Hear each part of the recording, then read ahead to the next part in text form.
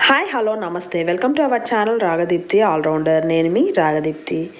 ఈరోజు అందరూ ఇష్టపడే ఎగ్ ఆమ్లెట్ కర్రీ ఎలా తయారు చేసుకోవాలో చూద్దామండి. సో ఇది చాలా ఎమ్మీగా టేస్టీగా ఉంది. సో ఇది రోటీస్లోకైనా రైస్లోకైనా ఏమిట్లోకైనా చాలా బాగుంటుంది అనమాట. అండ్ సైడ్ డిష్గా నంచుకోవడానికి ఇంకేం అవసరం లేదు. సో కర్రీ కలుపుకోవడానికి గ్రేవీ ఉంటుంది, నంచుకోవడానికి ఆమ్లెట్ కూడా ఉంటుంది. సో అందుకనే 2-in-1 కాంబినేషన్ అని చెప్పొచ్చు, సైడ్ డిష్గా కర్రీగా. సో అందుకని ఈ యమ్మీ and tasty egg omelette curry ఎలా తయారు చేసుకోవాలో చూద్దాం. ముందుగా నా ఛానల్ సబ్స్క్రైబ్ చేసుకున్న వాళ్ళు ఉంటే, ఫస్ట్ టైం చూస్తున్న వాళ్ళు ఉంటే ప్లీజ్ సబ్స్క్రైబ్ చేసుకొని నన్ను సపోర్ట్ చేయండి. సో చూడండి, చూస్తుంటేనే నోరు ఊరిపోతుంది కదా. ఇది చేయడం కూడా చాలా సింపుల్, టేస్టీగా ఉంటుంది అనమాట. సో పిల్లలైనా ఇష్టపడతారు దీన్ని, అంత టేస్టీగా యమ్మీగా ఉంటుంది.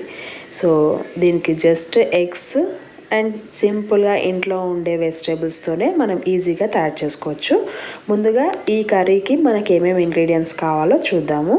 సో నేను ఇక్కడ 2 ఎగ్స్తో ప్రిపేర్ చేస్తున్నానండి, జస్ట్ 2 ఆమ్లెట్స్తో. మీకు ఎక్కువ ఎగ్స్ కావాలంటే ఎక్కువ ఎగ్స్ వేసుకోండి. తర్వాత సన్నగా తరిగిన 2 ఆనియన్, 2 పచ్చిమిర్చి, 2 టొమాటోస్ని ఇలా సన్నగా కట్ చేసుకున్న, కొత్తిమీర, కరివేపాకు, ఇవి కావాల్సినవి.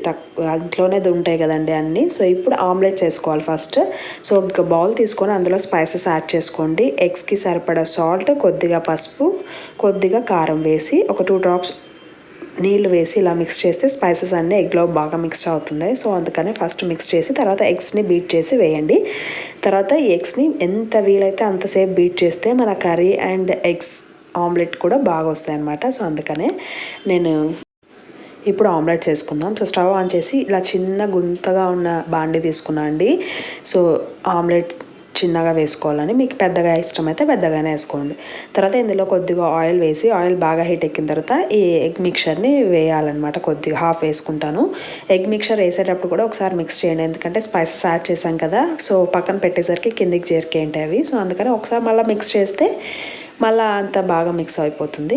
ఇది మీడియం హీట్లో కానీ స్లో ఫ్లేమ్లో కానీ కుక్ చేసుకోండి, అప్పుడే మనకి లోపల బాగా కుక్ అవుతుంది. సో చూడండి, ఇలా చిన్న చిన్న ఆమ్లెట్ చేసుకుంటున్నాను నేను. కావాలంటే ఒకటే పెద్ద ఆమ్లెట్ వేసుకొని కట్ చేసుకున్న పీసెస్ సరిపోతుంది. బట్ నేను ఈ లుక్ కూడా బాగుండాలన్న ఉద్దేశంతో ఇలా చిన్న చిన్న ఆమ్లెట్స్ లాగా చేసుకుంటున్నాను అనమాట. సో చూడండి, ఇలా మీడియం హీట్లోనే బాగా కుక్ చేసుకోండి. సో ఆమ్లెట్స్ రెడీ అయిపోతే కర్రీ చేసుకోవడం జస్ట్ ఒక 2 minutes ప్రాసెస్ అంతే. ఇలా 2 వైపులా ఎగ్ మాయిశ్చర్ అంటకుండా బాగా కుక్ అయ్యేటట్టు చేసుకోండి. సో చూడండి, ఇలా బాగా కుక్ అయిపోయింది. ఇప్పుడు దీన్ని ఒక ప్లేట్లో ట్రాన్స్ఫర్ చేసేసుకుందాం. తర్వాత ఇప్పుడు ఇంకొక ఎగ్ వేసుకోవాలి కదా. సో అందుకని మరి కొద్దిగా ఆయిల్ వేసి మిగతా మిక్స్చర్ అంతా, ఎగ్ మిక్చర్ అంతా ఇందులోకి వేసేసి దీన్ని కూడా మీడియం హీట్లో 2 వైపులా కాల్చుకోండి. సో ఎంతమందికి ఆమ్లెట్ ఎగ్ కర్రీ ఇష్టం కామెంట్ సెక్షన్లో తెలియజేయండి. నేనైతే ఫస్ట్ టైం ట్రై చేశాను, బట్ టేస్టీగా వచ్చింది. సో ఎగ్స్ ఒకటే రకం చేసుకుంటే బోర్ కొడుతుంది కదా. సో అందుకని ఎగ్స్ చేసినప్పుడల్లా ఇలా కొంచెం డిఫరెంట్గా ట్రై చేస్తూ ఉంటాను అనమాట. సో చూడండి, 2 వైపులా బాగా కాలిపోయాయి కదా.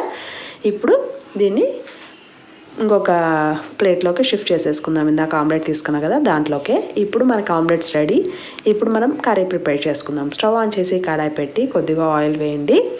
ఆయిల్ బాగా హీట్ ఎక్కిన తర్వాత ఇందాక కట్ చేసి పెట్టుకున్నాం కదా ఆనియన్స్, ఈ ఆనియన్స్ వేసేసి ఇవి కొంచెం లైట్ గోల్డ్ కలర్ వచ్చేంత వరకు ఫ్రై చేసుకోండి. ఆనియన్, టొమాటో అవన్నీ చిన్నగా కట్ చేస్తే ఏంటంటే మనకు గ్రేవీ కన్సిస్టెన్సీ అనేది దగ్గరగా వస్తుంది. సో అందుకనే మనం గ్రేవీ కోసం ఇవే కాబట్టి అందుకు చిన్నగా కట్ చేసుకున్నాం. సో చూడండి, ఆనియన్ కొంచెం లైట్ గోల్డ్ కలర్ వచ్చేసాయి కదా. ఇప్పుడు ఇందాక చూపించిన పచ్చిమిర్చి, టొమాటో, కరివేపాకు కూడా వేసి టొమాటో బాగా మెత్తగా అయ్యేంతవరకు కుక్ చేసుకుందాము. సో అందుకే అండి చెప్పాను కదా, వీలైనంత సన్నగా కట్ చేసుకుంటే మన గ్రేవీ కన్సిస్టెన్సీకి హెల్ప్ అవుతుంది. సో లావుగా కట్ చేసుకుంటే మనకు గ్రేవీ కన్సిస్టెన్సీ రాదు, అందుకని సన్నగా కట్ చేసుకోండి. తర్వాత ఇందాక వేసింది అల్లం వెల్లుల్లి పేస్ట్ అండి, 1/2 tablespoon అల్లం వెల్లుల్లి పేస్ట్ కూడా వేసి అది పచ్చివాసన పోయేంత వరకు ఫ్రై చేసుకోండి. తర్వాత ఇందులోకి కొద్దిగా ధనియాల పొడి, కొద్దిగా వేయించి పొడి చేసిన జీలకర్ర పొడి కూడా వేసానండి.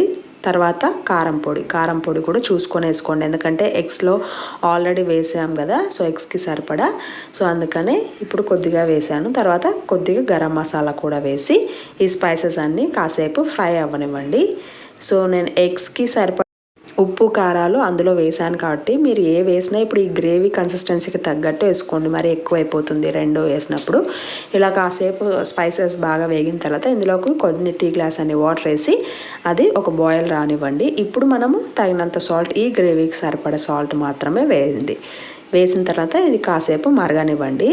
సో ఈ గ్రేవీ మరగాలన్నమాట. కాసేపు మరిగిన తర్వాత ఇప్పుడు ఇక్కడ టెస్ట్ చేసుకోండి. ఒకవేళ సాల్ట్ కారం ఏదైనా తక్కువ అయితే ఇప్పుడు యాడ్ చేసేసుకోండి.